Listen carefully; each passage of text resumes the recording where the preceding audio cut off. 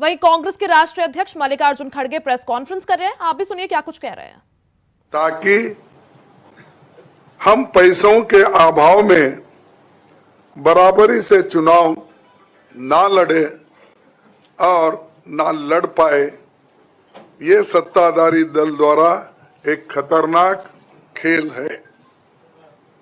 इसके दूरगामी प्रभाव होंगे, क्योंकि अगर डेमोक्रेसी को इस देश में बचाना है तो लेवल प्लेइंग ग्राउंड होना चाहिए। ऐसा भी नहीं होना चंद देशों में चुनाव हो रहे हैं, 99% वोट एक ही आदमी ले रहा है। ऐसा आपको तो मालूम हो गया रिसेंटली किन किन देशों में ऐसा हुआ है। तो ये सत्ताधारी दल द्वारा एक खतरनाक खेल खेला गया है। इसके दूरगामी प्रभाव होंगे, पर यह स्पष्ट है कि इस तरीके से किसी राजनीतिक दल को असहाय बनाकर चुनाव लड़ने में बाधा उत्पन्न कर और फ्री एंड फेयर इलेक्शन कभी नहीं कहा जा सकता।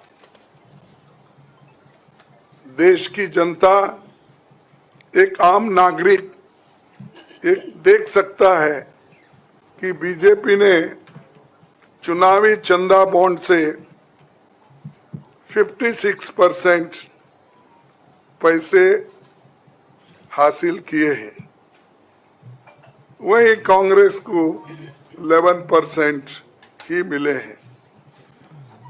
और ये वो पैसे जो बॉन्ड से बीजेपी ने लिए हैं, इसके अलावा जो कैश में इनके पास आता होगा तो कोई अकाउंट ही नहीं है। आप इनके खर्चे देखिए, हर तरफ इनका एडवर्टाइजमेंट लगा है और एडवर्टाइजमेंट में भी मोनोपोली बना ली है।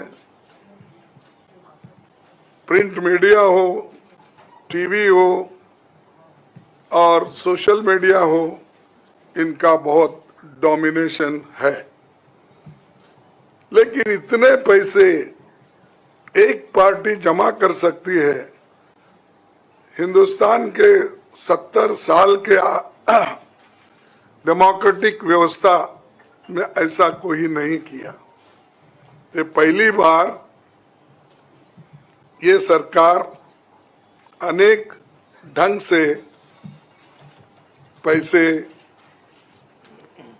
आज उठा रही है और इनके 5 स्टार ऑफिसेस से बड़े बड़े हर जगह आप देखिए,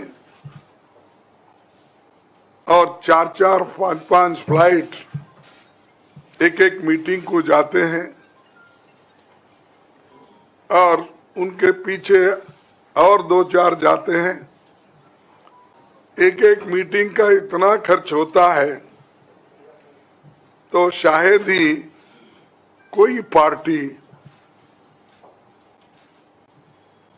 अपोजिशन पार्टी उसका 10% भी नहीं कर सकती मुकाबला।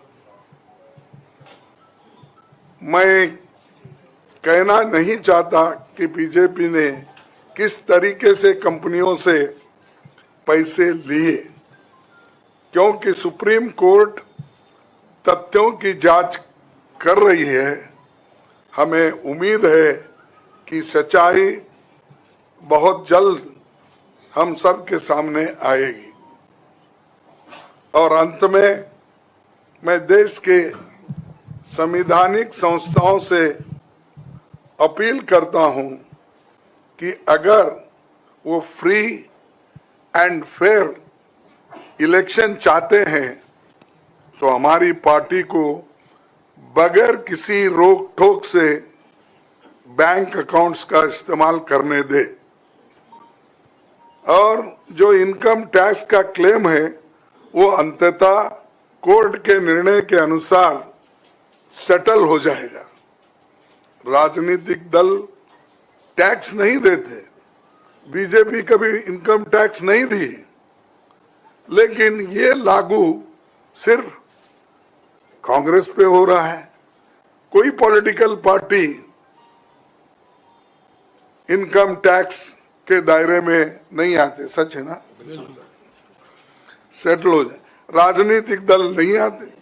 बीजेपी ने कभी नहीं दिया अकाउंट। इसके बाद भी अगर हमसे ये मांगा जा रहा है तो हम न्यायालय के अंतिम निर्णय का इंतजार कर रहे हैं, क्योंकि हम चाहते हैं कम से कम न्यायालय तो इस बात को देखे